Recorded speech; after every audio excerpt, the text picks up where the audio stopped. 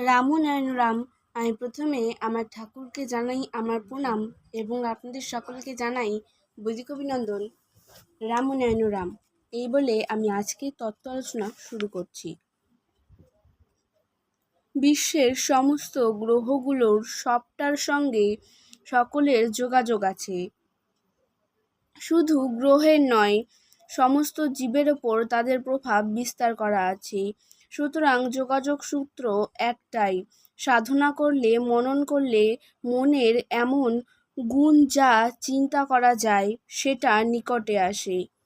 চুম্বক অন্যান্য লোহাকে টেনে নিয়ে আসে, তার ক্ষমতা আছে বলেই টানতে পারে। মনটা তেমনি চুম্বকের মতো হয়ে যায়।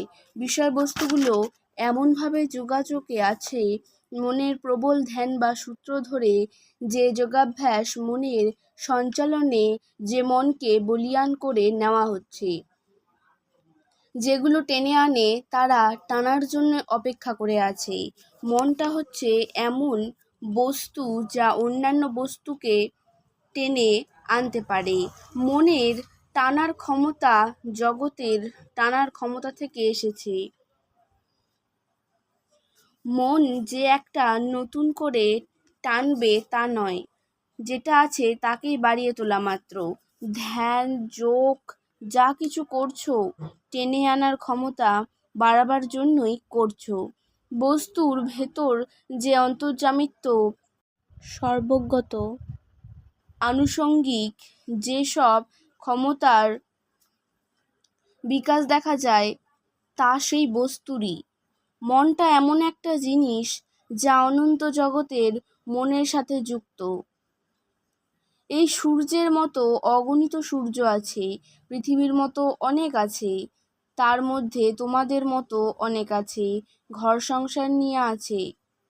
যে সব গ্রহ আছে কটা আর দেখতে পাচ্ছ, এইভাবে সৃষ্টি পড়ে আছে।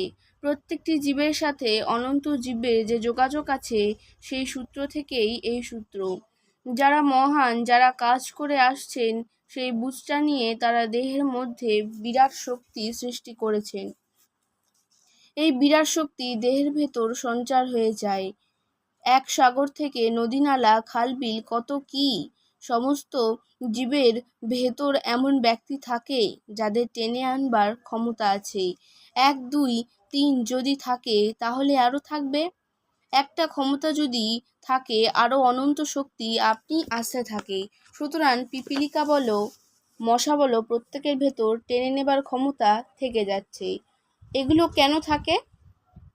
অনেক দূর থেকে, দূর দূর গ্রহ থেকে যে মেসেজ, যে শক্তি পাঠাচ্ছেন সেগুলো প্রতিটি জীবের কাছে যাতে পৌঁছায় তার জন্য তারা সবাই গড়ে তোলবার চেষ্টা করছেন।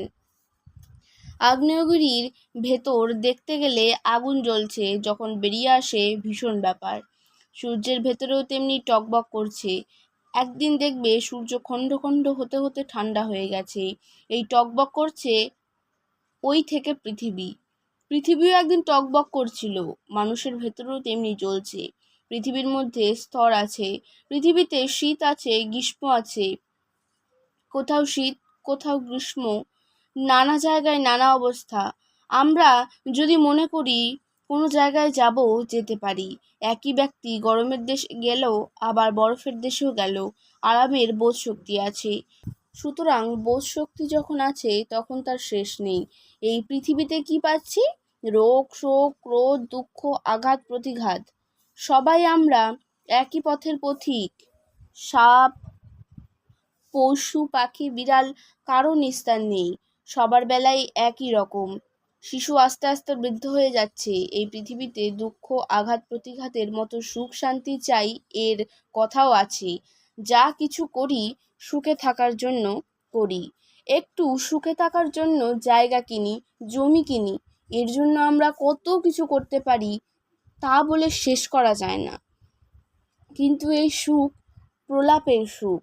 এ হচ্ছে দাদের চুলকানির সুখের মতো।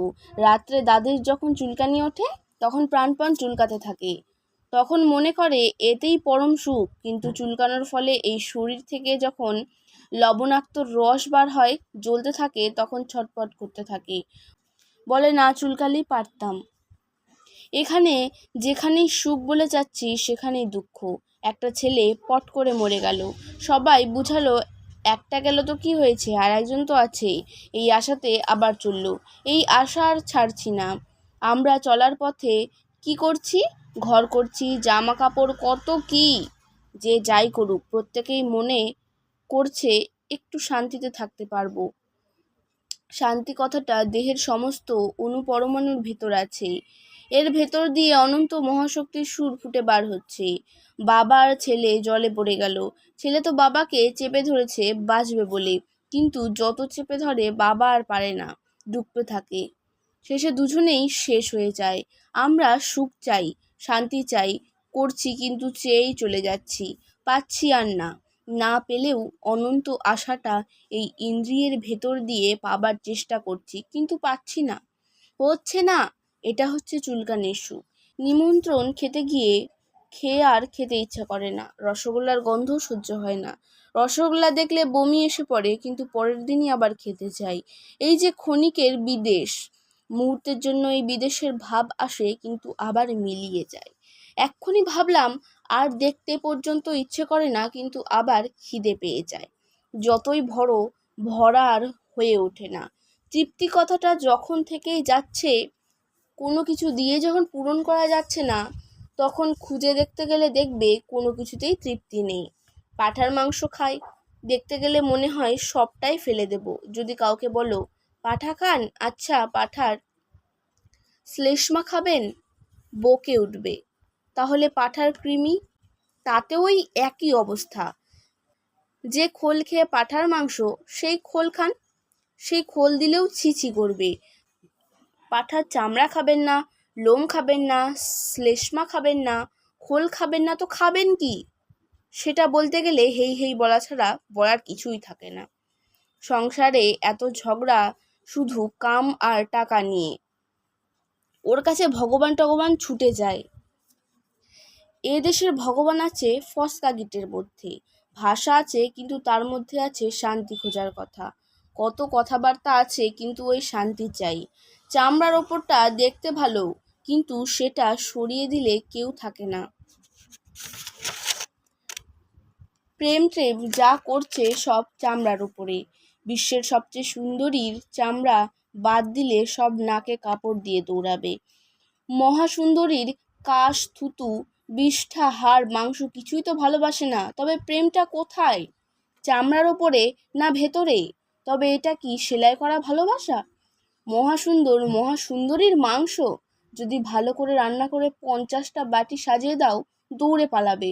সুতরাং প্রেম নেই। তবে কেন ফুটে ওঠে? কি যেন চাই সুপ্ত নিনাদের সুর। মৃগ নাভির গন্ধে মৃগ পাগল হয়ে ঘুরতে থাকে, সেই কস্তুরীর মতো খালি খুঁজছে কোথায় কোথায় করে, খুঁজতে খুঁজতে শেষে মরে যায়। আজকে তত্ত্ব আলোচনা আমি এখানে শেষ করছি। দেখা হচ্ছে পরের ভিডিওতে। ভালো থাকবেন, সুস্থ থাকবেন। রাম। প্রতিদিন এরকম নতুন নতুন ভিডিও দেখতে হলে আমার চ্যানেলটিকে সাবস্ক্রাইব করবেন এবং পাশে থাকা বেল আইকনটি প্রেস করবেন। ভালো লাগলে শেয়ার করবেন। ধন্যবাদ।